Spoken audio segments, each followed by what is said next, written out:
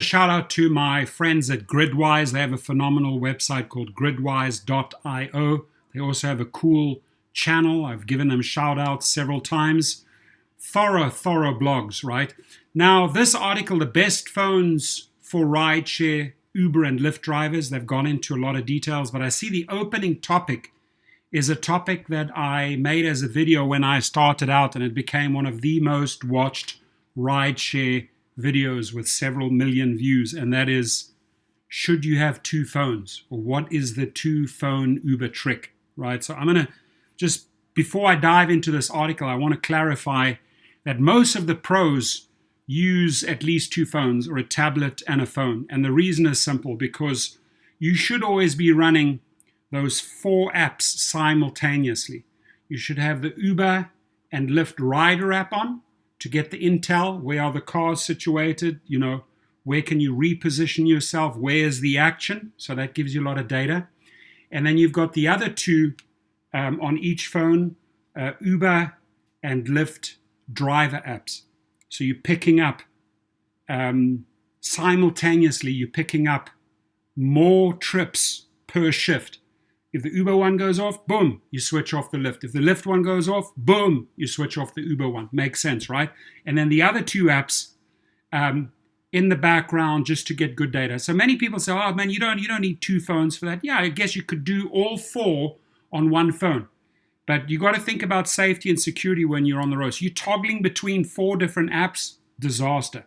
Another reason why I promote two phones, or have from the very beginning of rideshare, is that, let's say LA, you're in Hollywood Hills, AT&T is good to you. Verizon bombs, right?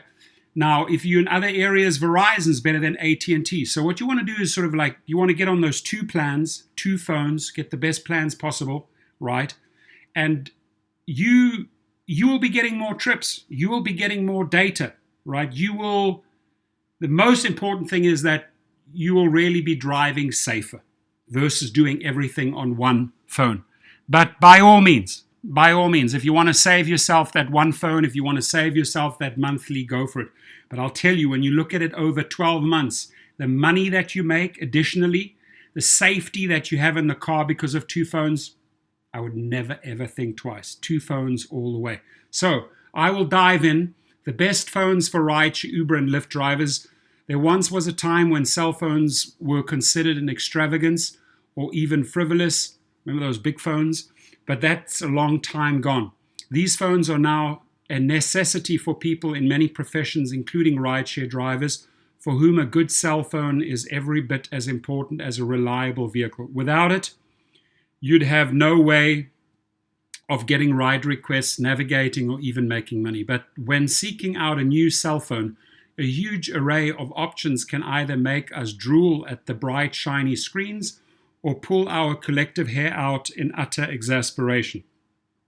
We decided to help you out a bit by bringing the process of finding and buying the best cell phone for drivers into focus. Here's what we will consider. 1 or 2 phones, cell phone features, the basics for drivers, top phones for drivers, the best of the brands, the best deals, must-have accessories. So this topic is the topic that I put out there. This is really what launched my channel. This topic has been copied 20 times by other YouTubers, right? If figuring out how to buy one cell phone is already an issue for you, it might be hard to imagine why you want 2. But some drivers have good reasons for having more than one cell phone. Some prefer to keep their business cell phone completely separate from their personal cell phone, while others find that having 2 phones makes working with more than one driving platform easier to manage. It's your choice, of course, but it's one you'll want to consider before you start to shop. Cell phones aren't cheap, but there are deals that offer an extra phone for almost no additional cost. Now, that's true. You could have an extra phone on the same carrier for very little cost. That's very true. But think about your city. Think about the connectivity. In LA, like I say, if you have AT&T and Verizon, you're covered. You have all areas covered. There are good reasons to keep your private phone use separate from your driving business. For one, you can avoid dealing with distractions of personal communication while you're driving. Also, you're able to keep your driving-related expenses completely separate from personal expenses. If you're working for more than one platform, a second phone can help make it easier to avoid missing calls. For instance, you might be in the process of accepting a ride when the other app you had open begins to ping you. It's impossible to take 2 rides at once, of course, and then when you don't respond to that second ping, your acceptance rate goes down the tube. So you got to be fast. If you have 2 phones, you got to be fast. Having 2 phones would allow you to see what's going on with both apps and quickly turn off as soon as you pick up the call on the other. For some of us, this might even be more complicated, but again, personal preference rules. Whether you want 1 or 2 phones is just one decision you should make before you go phone shopping. Now, at this point, I would really like to ask you if you could comment, I have 1 phone or I have 2 phones, just out of sheer curiosity. Cell phone features the basics for drivers. The gig driving platforms don't really require a whole lot from their drivers' cell phones. You'll need a smartphone capable of running the software with its own designated SIM card. No dual card phones are allowed.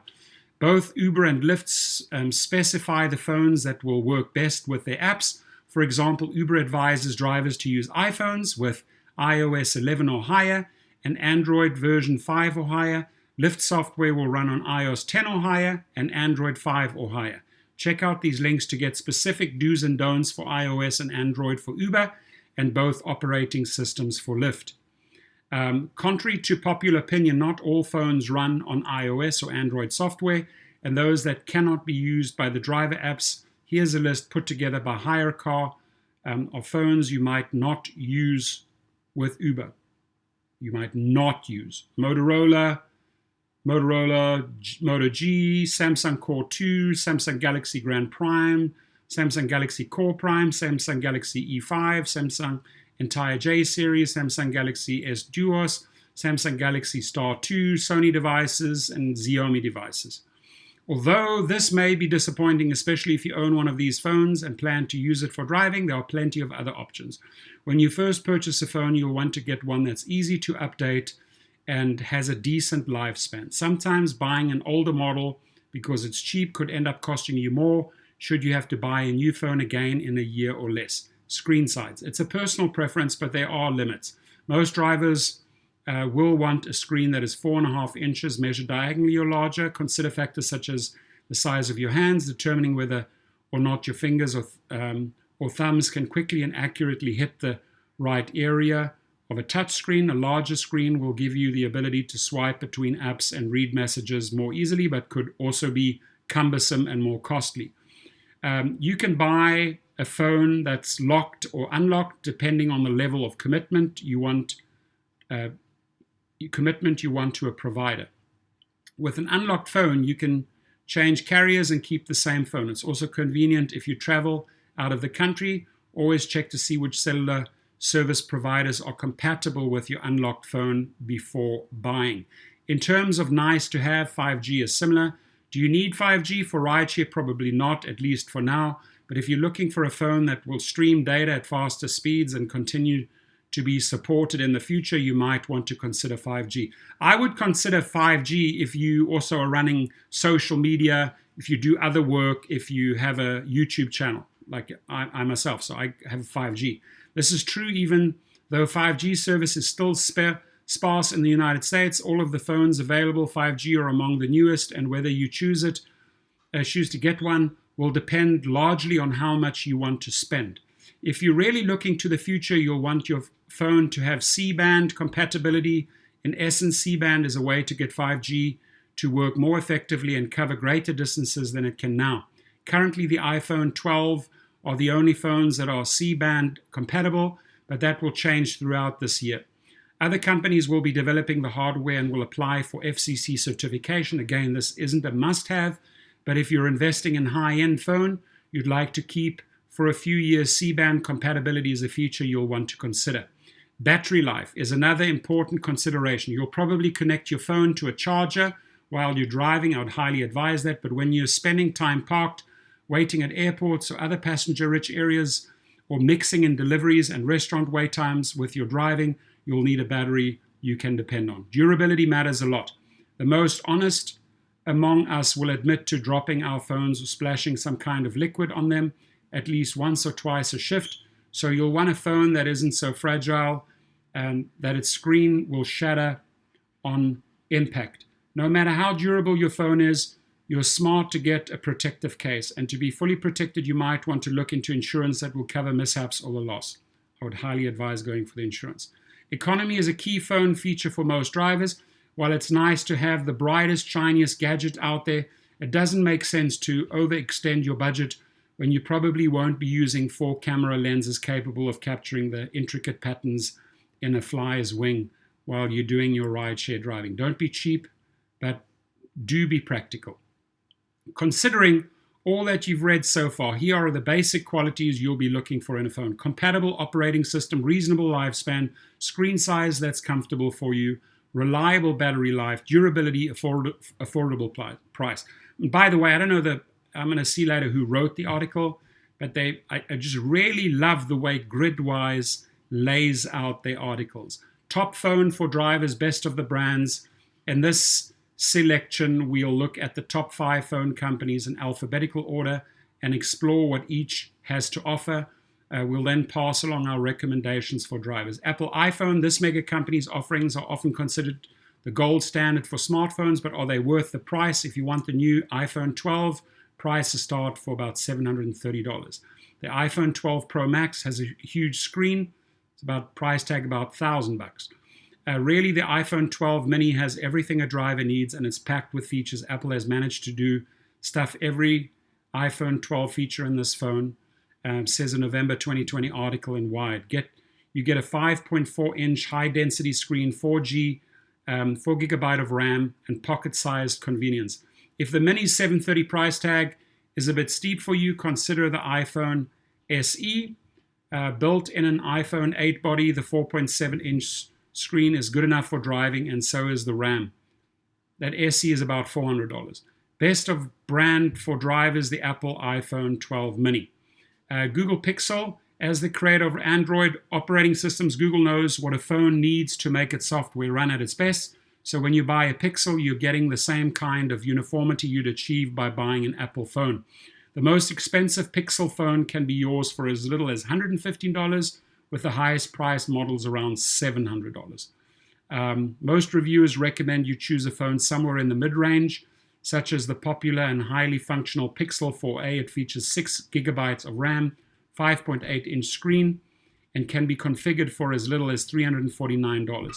If you want extra memory, 128 megabyte, the phone will run for about $500. That's good to know.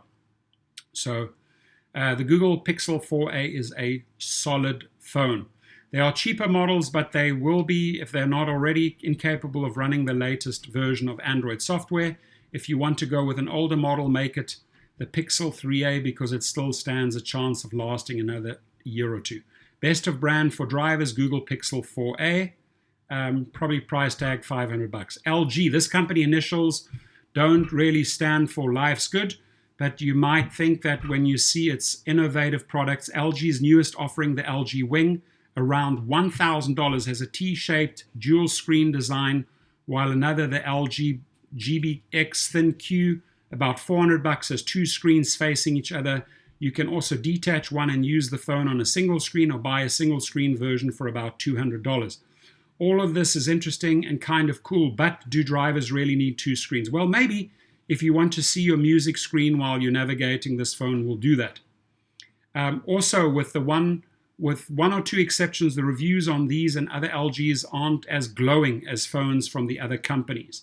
There are other cheaper LG models ranging from $175 to $250. The LG V60 Thin Q 5G